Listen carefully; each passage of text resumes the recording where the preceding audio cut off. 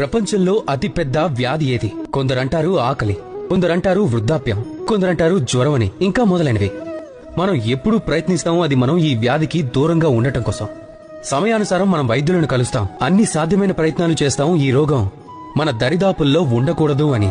అయినప్పటికీ ప్రపంచంలో ఈ అతిపెద్ద వ్యాధి ఎప్పటికీ మనతోనే ఉంటుంది. ఇక ఆ వ్యాధి పేరు ఏమిటంటే భయం. ఏ విషయంలోనైనా భయం. ఎవరైనా ఏమనుకుంటారు అన్న విషయంపై భయం. ఒకవేళ నేను ఇది చేశాను అంటే ఏమవుతుంది అన్న మాటపై భయం. ఒకవేళ నేను ఇది చేయలేదు అంటే ఏమవుతుంది అన్న మాటపై భయం. అలాంటివి ఇంకా చాలా ఉన్నాయి. చూసినట్లయితే ప్రతి ఒక్క వ్యక్తి యొక్క మనసులో ఒక భయం ఉంది. అది వారిని భయపెడుతూ ఉంటుంది. ఇప్పుడు ఈ భయం చేస్తుంది ఏంటంటే మీ శక్తిని, మీ ఆత్మవిశ్వాసాన్ని, మీ వ్యక్తిత్వాన్ని కోల్పోయేలాగా చేస్తుంది. గుర్తుంచుకోండి, ఏదైతే ఇప్పటి వరకు జరగలేదో దాని గురించి ఆందోళన పడకండి. అవును, ఏదైతే అయిపోయిందో దానిని జాగ్రత్తగా సమీక్షించుకోండి. దాని నుంచి తప్పకుండా నేర్చుకోండి. ఇక జీవితంలో ముందుకు వెళ్తూ ఉండండి.